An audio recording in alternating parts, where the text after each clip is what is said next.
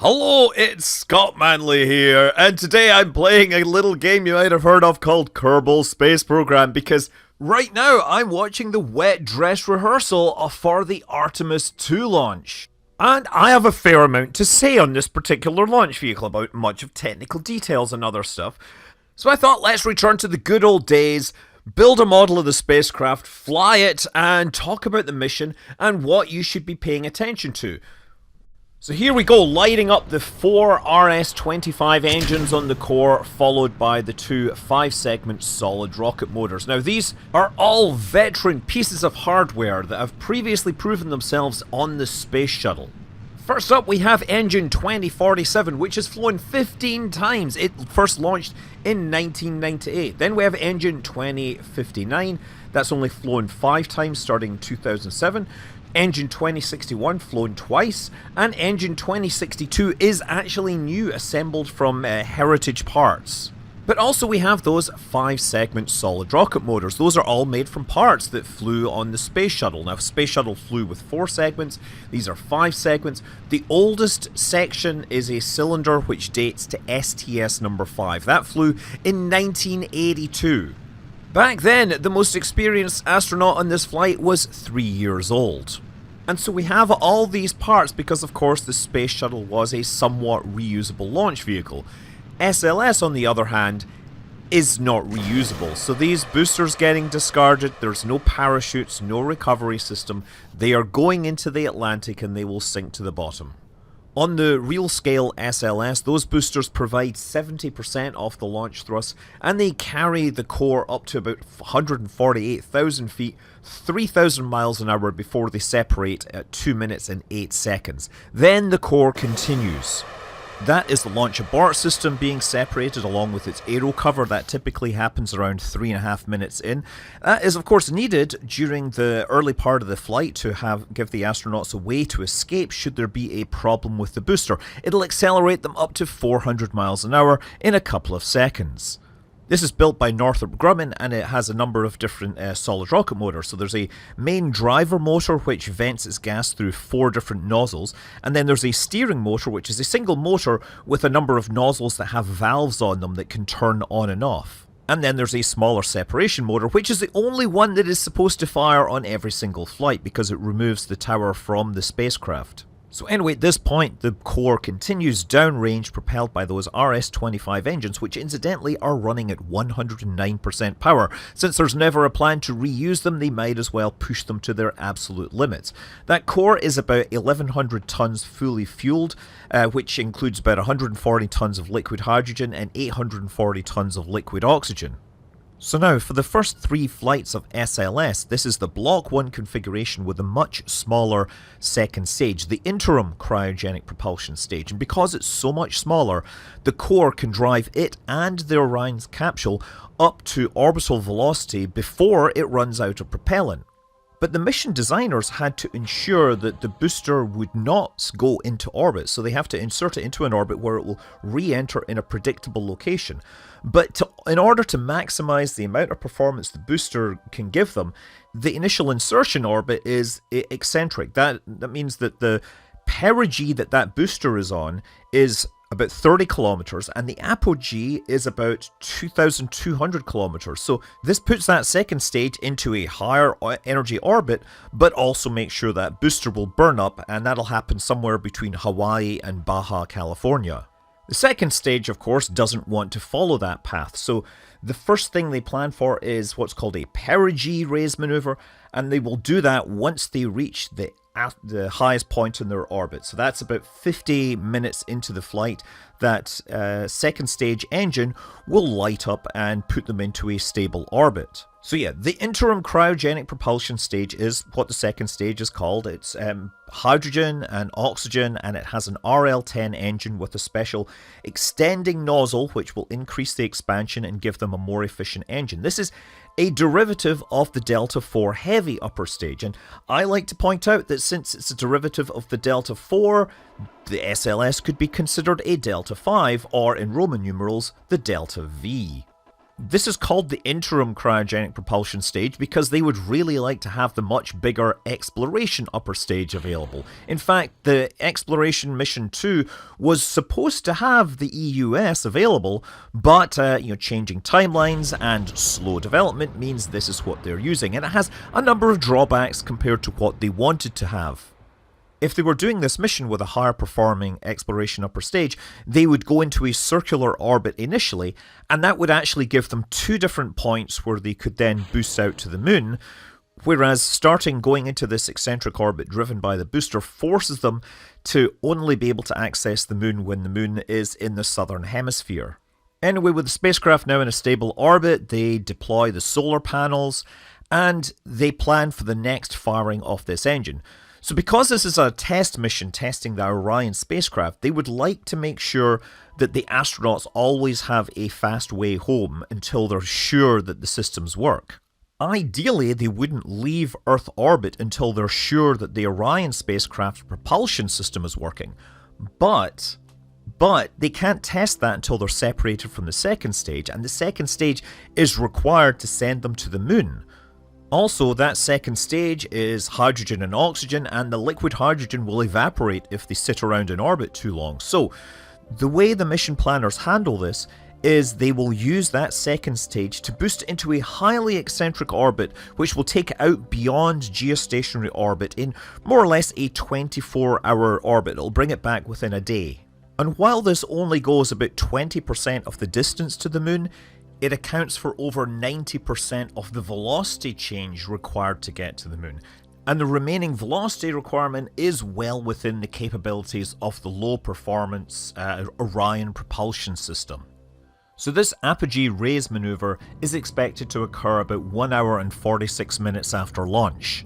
And that will raise the apogee all the way up to about 74,000 kilometers.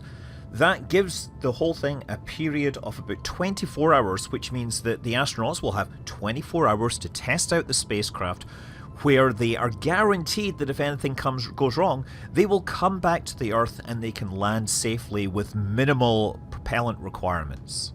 You'll also notice that during this maneuver, those solar panels that deployed straight out, they've actually angled backwards, and this reduces the structural stress that is applied to these panels by having them angle backwards. In other configurations, the panels can angle forwards to reduce gas impacts on the surface. So now with the primary burn complete, I'm just applying a small amount of RCS thrusters to tune the required velocity just a little, but as far as the Orion capsule is concerned, the upper stage, the ICPS, has now done its job. It's its last, burn with the capsule attached. After this, the capsule's going to detach and it's going to start performing some of its experiments in high Earth orbit. The Orion separation is scheduled for about 3 hours and 20 minutes into the flight. Before then, the core booster will, deorbit over the Pacific, again somewhere between Hawaii and Baja. It will burn up, no doubt putting on a spectacular show for anybody that happens to be in the area. So finally we get to the most important part of the mission. This is where Orion separates from that ICPS, and immediately it goes into one of the most important demonstrations of the mission. That is the ICPS Orion Proximity Operations demonstration. What does all that mean? Well, proximity operations is where you have 2 spacecraft moving slowly relative to each other, and it's required for critical maneuvers like docking. Now, docking is going to be required for Artemis II. They're going to have to dock with whatever human landing system is in lunar orbit. Therefore, Victor Glover will take the controls and fly the spacecraft, and he will perform a number of maneuvers over the next couple of hours to verify that the spacecraft is able to actually be controllable and is able to perform with the precision required so that they can be happy proceeding with Artemis III in the future. And again, this is also done in an orbit which is going to come back close to the Earth so that if there is any serious problems here, the spacecraft isn't high and dry. It will come back and be able to re-enter and save the crew. Now, obviously, this kind of maneuvering was performed during Artemis I to demonstrate that the spacecraft propulsion system worked. This will be the first time they're doing this with another spacecraft in close proximity. While the ICPS may have finished up the majority of its important burns, it is still a spacecraft which has onboard guidance and attitude control. It still has a mission to perform, but for now, it will pretty much be sitting still, holding attitude, while the crew on Orion act as test pilots and verify the performance of the spacecraft. They're going to travel away, they're going to turn around, null out the velocity, then they're going to approach, they're going to perform course attitude, fine attitude, they're going to perform translations, rotations, and various station keeping maneuvers over a couple of hours. And it's important to understand that if there is any problems with the propulsion system, the orbit that it's on, while it goes 74,000 kilometers away from the Earth, it will come back very close to the Earth, and it will take minimal thruster performance to get them back into the atmosphere should they find themselves in a spacecraft that is not operating up to standards. After that portion of the mission has been satisfied, the spacecraft will depart and put some distance between itself and the ICPS, which has one last mission to perform. First of all, the ICPS will make sure it is on a trajectory that brings it back to Earth, and then it will deploy 4 different cube satellites into this highly eccentric orbit. These are with international partners that want to access this high energy orbit, and because the ICPS is guaranteed to come back at this point, these spacecraft either have to make some sort of maneuver to maintain their orbit, or they have to accept that they're going to burn up in about 20 hours' time. On Artemis I, there was 10 CubeSats. On this one, there's only 4. And I think a big reason for this difference is that Artemis I had a lot of failed satellites, and I think that's because the stack moved back and forth and the Cube satellites' batteries burned down before they were deployed. But also, Artemis I deployed directly into Trans-lunar injection, whereas this one is deploying into this eccentric orbit which doesn't quite miss the Earth. It's kind of lower energy. The first spacecraft deployed is called Atenea. It's from the Argentinian National Space Activities Commission. And this will be looking at things like radiation, shielding mechanisms, and this doesn't have a propulsion system, so it will burn up. That, I guess, is why they're deploying it first. The other 3 do have onboard propulsion. There's Tacheles, which is from the German Aerospace Center, and it's again looking at lunar vehicle technologies. There's Space Weather CubeSat 1 from the Saudi Space Agency, and there's KRAD Cube from the Korea Aerospace Mission, which will use a tissue equivalent dosimeter to look at radiation doses while passing through the Van Allen belts. And so now it's all Orion all the way on its 10-day mission around the moon. Now, as we said, it's left on a mission, on a trajectory which brings it out to apogee and then all the way back to Earth. One thing I forgot to include here is there's supposed to be a perigee raising burn that occurs at apogee, that is at the furthest point. As I said, they left it on an orbit which would intentionally re-enter. Before it does that, it has to fire up its propulsion system about halfway through to make sure that it can raise that orbit. And this is actually the first test of the primary propulsion system, which is using an AJ-10 engine, which was from a space shuttle. It actually flew most recently on STS-112 back in 2002. Now, this service propulsion system is actually a big part of the international nature of Artemis II. While the capsule on top, the Orion spacecraft, was developed by Lockheed Martin in the US, the service module was actually developed by the European Space Agency, and this was part of a deal which was part of the International Space Station program. Europe developed the ATV, which was a cargo spacecraft for the ISS, and after they stopped flying this, they took that same technology to develop the propulsion system and the service module for the Orion spacecraft, which will be used for going to the moon. And it's these kind of international deals which also explains why there is Jeremy Hansen on board, a Canadian astronaut.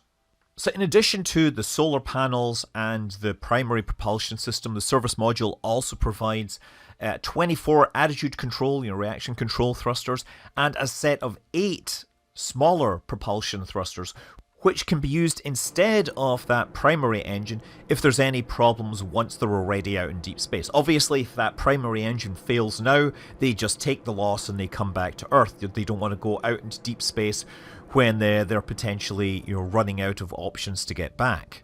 And so now, having made the Trans-lunar injection burn, they are on their way to the moon to fly past the far side. As we said, this is a free return trajectory. What that means is that if they do nothing, they will get swung around the moon for free and come home. The point is that this keeps them, it lets them get close to the moon, but it also makes sure that it is easy for them to get back to Earth should any problems arise on this very early test mission. Now, of course, this was a trick that was used on early Apollo missions to make sure that if there was a problem, they could get home. And of course, that very much helped on Apollo 13, where they really did need to bring the astronauts home and they had much more limited propulsion capability left. They are taking their time compared to Apollo. Like, Apollo got to the moon and performed its lunar injection in around 3 days. This is going to take about 4 and a bit days to actually swing around behind the moon. So it's a bit more leisurely. And that in turn means that when it arrives at the moon, it's going a bit more slowly. And since it's going a bit more slowly, its trajectory needs to be turned less to get the free return. Therefore, it doesn't want to get as close to the moon as the Apollo spacecraft. And so if the Artemis II mission launches in the next couple of months, then they're going to fly around the far side of the moon, further away from the moon than any of the Apollo crews, and because of the position of the moon, they will actually fly further from the Earth than any humans have before. So the exact distance to the moon depends on the launch window, and there's a few different launch opportunities, but it's something between like 4,000 to 6,000 miles, again, depending upon when it launches. What's also interesting is because of when they are launching, they're going to be passing behind the moon when the moon is pretty close to being a new moon. That is, as far as we humans on Earth are concerned, the moon is basically invisible because it's only showing us its dark side. But for the astronauts traveling around the far side of the moon, they will be treated to their version of a full moon. The far side of the moon will be completely illuminated as far as they're concerned. From their point of view, roughly, it'll be like equivalent to holding a basketball at arm's length. It will be significantly larger than the Earth, and when they travel around the far side, they will be completely cut off. There is no way for them to get transmissions through, unless they use that Chinese relay satellite that's up there, but that's not part of the mission. Because of the time that they are launching, they will be able to see stuff that was not visible to any of the Apollo astronauts as they swung around the far side. They were lower down, the illumination was different. There's going to be a bunch of things that humans have never seen with their actual eyes before. And the astronauts will practice photographing it using, I think it's a Nikon D5s, and that'll be paired with long focal length lenses so that they can pick out detailed features on the surface. The image resolution they should get will be about 100 meters. And let's be clear, we have the Lunar Reconnaissance Orbiter, which has taken much better pictures of the entire surface. This is largely an exercise in having the humans in the loop, understanding what they're looking at, trying to take images of what they think is important. The kind of skills that future lunar spacecraft pilots will have to have. Each of the crew members will take turns working on the photographs, trying to look for features that they've been assigned and understand what they are seeing. They only have a few hours as they sweep in down towards the moon and then sweep back off away from the moon on their return to Earth. And unlike Apollo 8, we know for sure when Earthrise will happen, so you can be sure that they will have somebody set up to make sure they capture every single image of that. And what I hope is that they have some sort of onboard camera recording with audio so we can hear these people reacting to this, right? Yes, they are astronauts and they're supposed to be steely-eyed missile men and women, but I kind of want to hear those human reactions of what they are seeing and what they're experiencing as they are on the far side of the moon and watching Earth come back into view. This is a human spaceflight mission, and we really need to have that human angle to connect us back on Earth to what they are experiencing up in space.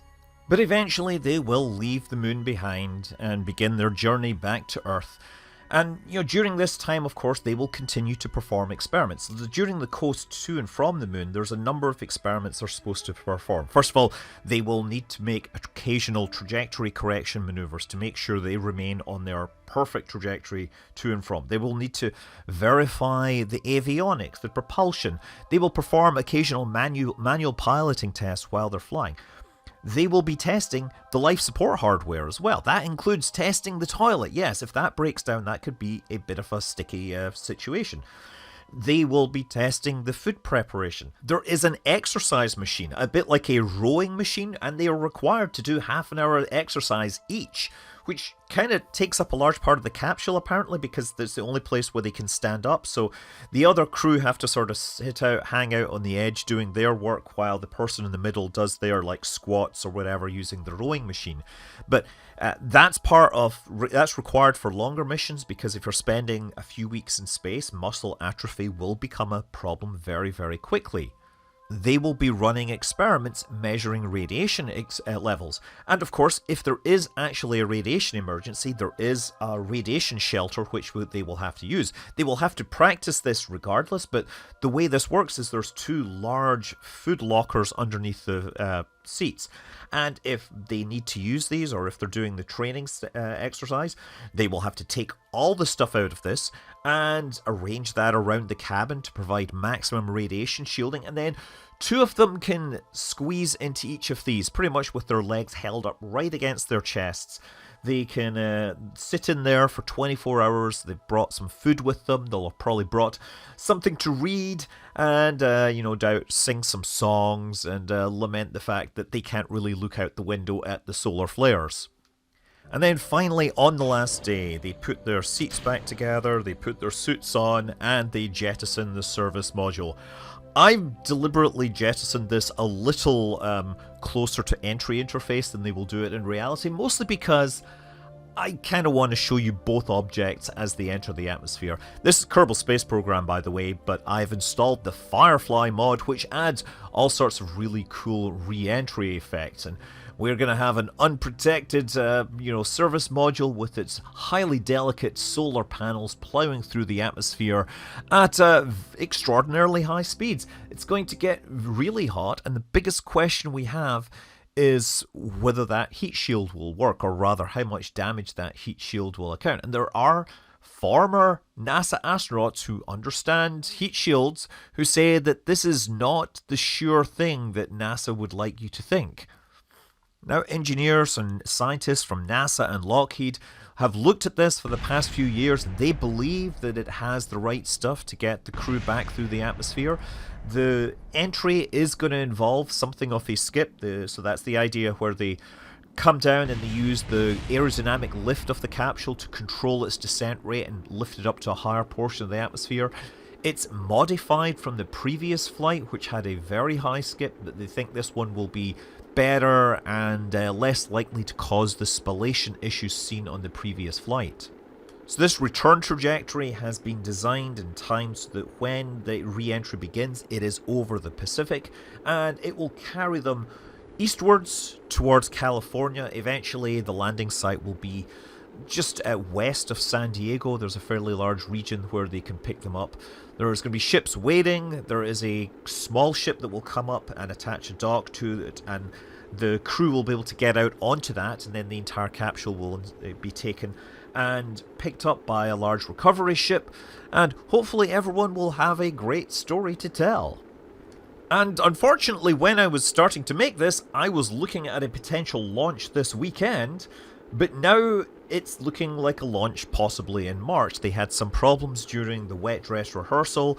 Hydrogen just decided that it wanted to leak out, because that's what hydrogen does. You can always blame these problems on hydrogen, but if you want the highest specific impulse rocket fuel, then pretty much that's what you're working with. So here's hoping that March works out, and here's hoping that I get to see it with my own eyes. I'm Scott Manley. Fly safe.